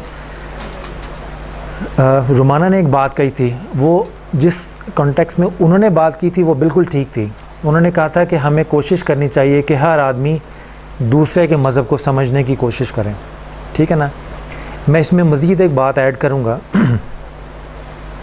कि हमारे मसाइल 70% 90% कम हो सकते हैं अगर हम दूसरे के मज़हब को समझने की बजाय सिर्फ़ अपने मज़हब को समझने की कोशिश करें, ठीक है ना। आपको अक्सर इंटरफेथ डायलॉग में ऐसे क्रिश्चियन मिलेंगे जो कुरान के ज़्यादा एक्सपर्ट हैं और बाइबल के कम, और आपको मुस्लिम एक्सपर्ट ऐसे मिलेंगे जो बाइबल के एक्सपर्ट हैं, कुरान के कम। तो जिसको अपने अपने मज़हब की समझ नहीं है वो जब लड़ेगा तो फिर एक तीसरा मज़हब वजूद में आएगा जिस पे कहेंगे कि चलो तुम छोड़ दो, थोड़ा हम छोड़ देते हैं, तो इस पे एग्री हो जाते हैं। तो जिस पे एग्री हो रहे हैं ना वो क्रिश्चियनिटी के अगेंस्ट अकॉर्डिंगली है, ना वो कुरान और सुन्नत के अकॉर्डिंगली है, ठीक है ना। तो ये है कि कॉन्सेप्चुअल क्लैरिटी की तरफ जाएं। अब कॉन्सेप्चुअल क्लैरिटी होती क्या है, ये एक इटसेल्फ एक वसी मौजू है, बट ये है कि जब भी किसी मौजू पर जाएं तो उस मौजू से रिलेटेड उसकी डेफिनेशंस वो क्या हैं उस पर क्लियर हों, उस मौजू की हिस्ट्री क्या है, वो कैसे वजूद में आया, उसके ऊपर क्लियर हों। और अगर कोई थियोलॉजिकल मौजू पढ़े हैं, ठीक है ना, अगर आप क्रिश्चियन पॉइंट ऑफ व्यू से पढ़े हैं तो उस मौजू की बिब्लिकल बेसिस क्या है। जब आपको उस मौजू की बिब्लिकल बेसिस का पता चल जाएगा, यानी बाइबल मुक़द्दस की कौन कौन सी आयत ऐसी है जिसकी बुनियाद पर वो कॉन्सेप्ट वजूद में आया है, तो अगर आप कॉन्सेप्ट पकड़ लें और उसकी फाउंडेशन को छोड़ दें तो तब भी आप कन्फ्यूजन में मुब्तला हो जाएंगे। इसी तरह बेशुमार इस्लामिक कॉन्सेप्ट्स ऐसे हैं कॉन्सेप्चुअल क्लैरिटी में कि जब तक आपको कुरान और सुन्नत में, हदीस में या कुरान में उसकी फाउंडेशंस नहीं मिलेंगी, आप हमेशा कन्फ्यूजन का शिकार रहेंगे, ठीक है ना। तो कॉन्सेप्चुअल क्लैरिटी पे जब आप क्लियर होंगे, और दूसरा इसका फ़ायदा ये होगा अगर आप मिसालें समझ लेंगे तो मिसालों से हट के जब भी सिचुएशन आपके पास आएगी हमेशा कन्फ्यूजन का शिकार होंगे। और अगर आप कॉन्सेप्चुअल क्लैरिटी में जाएंगे तो कॉन्सेप्चुअल क्लैरिटी में आप मिसालों के मोहताज नहीं होंगे, फिर आप हर सिचुएशन को एक नए नज़र से देखेंगे, मगर आपके पास फाउंडेशन तो होगी ना। तो हर नई सिचुएशन को जब आप उस फाउंडेशन पे अप्लाई करेंगे तो ऑटोमेटिकली आपको एक नई मिसाल भी हो सकता दे दें।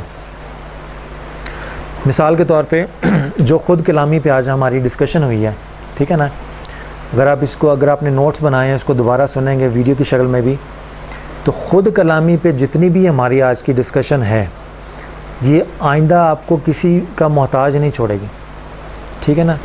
आप जब ख़ुद से बात कर रहे होंगे तो आपको पता होगा कि मेरी बात का लेवल क्या है, मैं जिस मौजू पे सोच रही हूँ अकेली बैठ के, अगर मैंने उस पर बेहतर सोचना है तो उस पर बेहतर पढ़ने की आदत भी डालूँ, कि जितना मेरे पास नॉलेज होगा मेरी सोच की परवाज़ उतनी ज़्यादा बुलंद हो जाएगी, ठीक है जी। खुद कलामी और गुफ्तगू दो बातें हुई। खुद कलामी में तो अगर मैं अपने आप से ही बात कर रही हूँ और अपने आप ही जवाब दे रही हूँ तो मोस्टली यही होगा कि जो चीज़ें मुझे पसंद है मैं अपनी तरफ से वो सारा कुछ करूँगी और मेरा फैसला भी वही होगा जो मैं चाहती हूँ। लेकिन जब मैं गुफ्तगू कर रही हूँ तब तो फ़र्क चीज़ सामने आएगी ना, क्योंकि सामने वाले का पॉइंट ऑफ व्यू भी मैं सुनूँगी। मतलब खुद कलामी मैं समझ गया, अपना ही सब कुछ है। लेकिन ना खुद कलामी में सबसे ज़्यादा इंटरफेरेंस शैतान की होती है, ठीक है ना। वो नहीं चाहेगा कि आपका बाहर आपके अंदर के साथ मिल जाए, ठीक है ना। जिस तरह दो आदमियों के साथ जब आप गुफ्तगू कर रही हैं तो शैतान की कोशिश होगी इनमें कभी भी प्यार, मोहब्बत और अमन पैदा ना हो। तो शैतान उधर भी एक्टिव है, शैतान अंदर भी एक्टिव है, ठीक है ना। तो जब आप ख़ुद कलामी से बात कर रही हो, जिस मौजू पर बात कर रही हैं उसके जब स्टैंडर्ड्स आपके पास क्लैरिटी के साथ होंगे तो आपको ऑटोमेटिकली पता चल जाएगा कि मैं दुरुस्त बुनियादों पर सोच रही हूँ या गलत बुनियादों पर। और ख़ुद कलामी के लिए एक्सपर्ट होने के लिए ज़रूरी है कि जिस मौजू पर आप सोचना चाहती हैं उस मौजू पर जितना हो सकती हैं पढ़ें।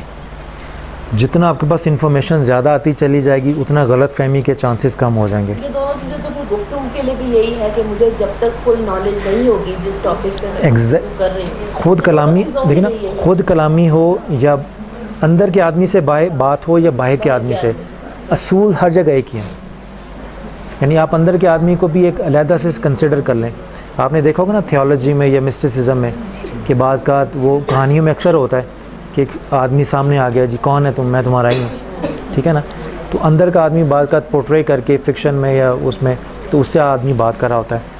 जितनी भी बातें आज यहाँ पे हुई हैं दूसरे आदमी से गुफ्तगू करने के लिए, वो सारी की सारी अंदर वाले आदमी पे अप्लाई होती हैं।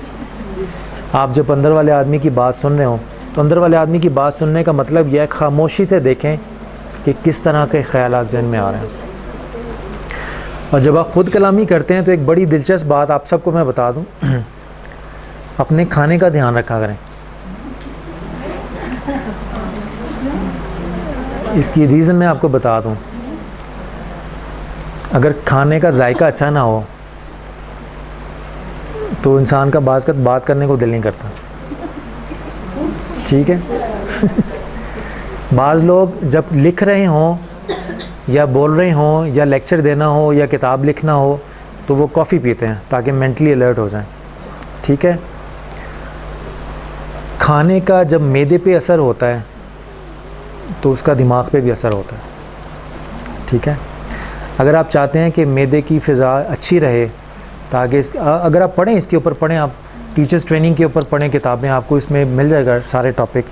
मगर मैं ये कहना चाह रहा हूँ कि अच्छा खाने का, जिस तरह अच्छे खाने का आपके मैदे पर असर होता है और वो आपके दिमाग के एनवायरनमेंट पे असरअंदाज होता है, तो जब मैंने कहा अपने खाने का ध्यान रखें, तो उसमें एक और बात ये भी है कि खाना किस कमाई से आ रहा है ये भी ध्यान रखें। जब आप बाहर किसी का जुल्म के साथ किसी का हक मार के पैसे कमाएंगे और उस पैसे के साथ आप अच्छे एनवायरनमेंट में बाइबल मुक़द्दस पढ़ेंगे और फिर एक्सपेक्ट करेंगे कि उसके जुल्म के साथ साथ आपको इधर से बरकत भी मिले, तो ये नामुमकिन है चीज़, ठीक है। जिसने बरकत देनी है वो बाहर भी तो बैठा देख रहा है ना कि आप क्या करके आए हैं। तो हमारे मुसलमानों में है, मौलाना रूमी ने कहा है कि अगर तू कतरे में समंदर के जलवे देखना चाहता है तो हलाल खाने की आदत डाल। इसलिए कि हलाल खाने का मतलब यह है हलाल तरीक़ों से कमाई गई दौलत से जब घर में कुछ पकता है तो उस हलाल कमाई में भी बरकत है, उस रिज़्क़ में भी बरकत होगी। और जब उस रिज़्क़ में बरकत है तो वो एक तरह से नूर है जो लुक़मा आपके अंदर जाएगा, और जब अंदर जाएगा तो फिर आप कलाम इलाही पढ़ेंगे, वो भी नूर है, आपका रिज़्क़ भी नूर है। तो आपके देखिएगा, इसीलिए अक्सर वो लोग जिनका ज़रिया कमाई हराम है उनकी औलादों में देखेंगे या तो नफ्सियाती नुक्स होगा या जिस्मानी नुक्स होगा, बड़े कम, आप देख लीजिएगा इसको, ठीक है ना।